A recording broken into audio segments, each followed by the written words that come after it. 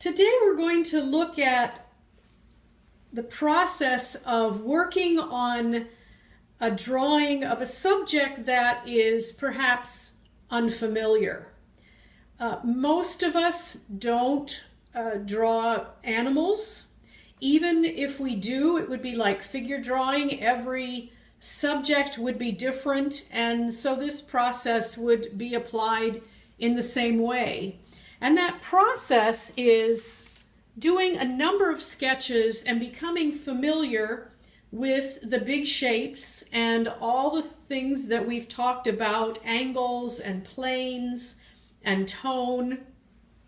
So the end product we're aiming for is to draw this image of this cute little cat in a bucket, and it involves quite a bit, as you can see. So we are going to break it down into a 2-week process or a 2-step process.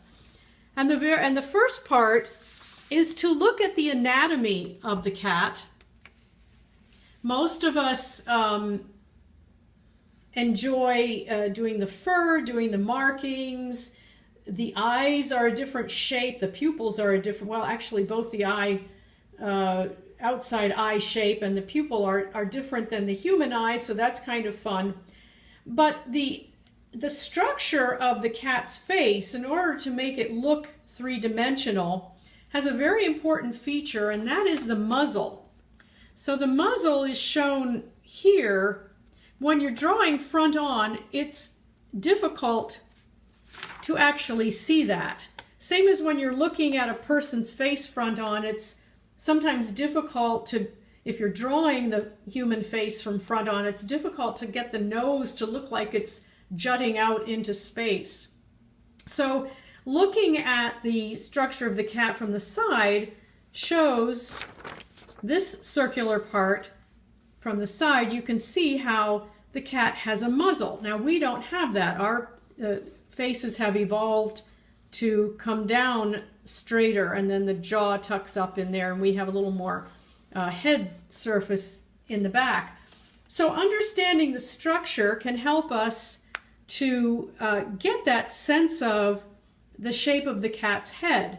And usually the muzzle part, which would be this part, is a little bit lighter. You can see it there. And here is a close-up image of that muzzle. And so the muzzle would be lighter, and then what's around it would be either a different color, a little bit darker in tone, and then this would be the equivalent of the cat's chin, and the chin sticks out as well. So some shadow underneath there, here you can see it much better, gives that sense of the muzzle jutting out. So that would take a little practice, not only placing the features, because the proportions are a little bit different than the human face, not a whole lot actually, but this is a great tutorial I found online, which I've given credit for, to do the basic shapes step by step.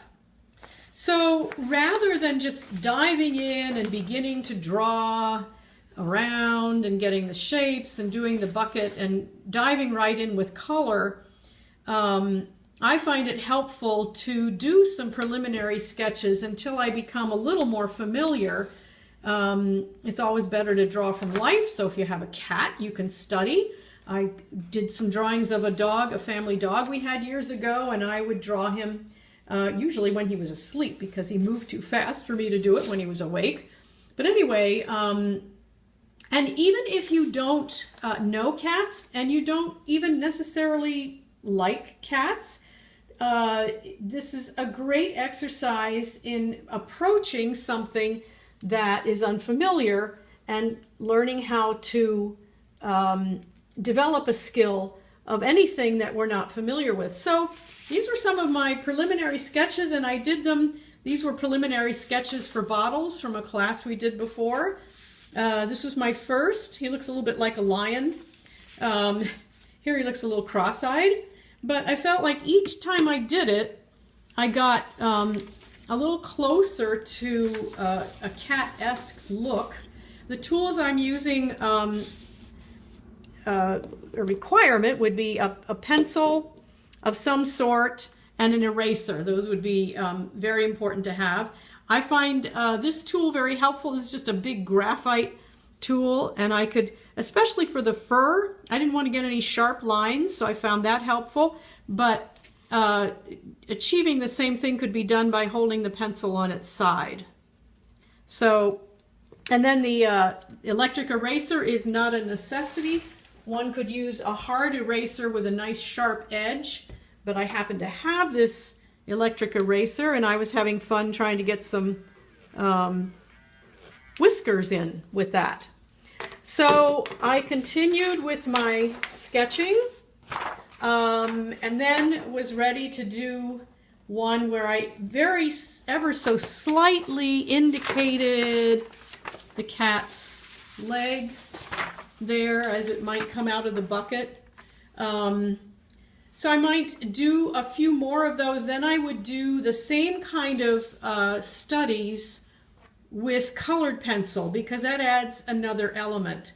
And just a heads up, pun intended, for the eyes, it isn't, the cat eye shape is different, but it is the same as the human eye in the respect that it is round, it's an eyeball, and it's wet. So there's always usually going to be a highlight because it is wet. You can probably see the white, and it usually rides a little bit on the dark of the pupil and then into the colored area. And so protecting that light spot on the eye is what gives it its round and very alive look. Now this is the first video of this particular series. There is another video after this one that is a time lapse where I show my process of working on this drawing. And it takes about 60 seconds to look at. It actually took me 15 or 20 minutes to do that drawing, but the time-lapse feature is a lot of fun. So do take a look at that.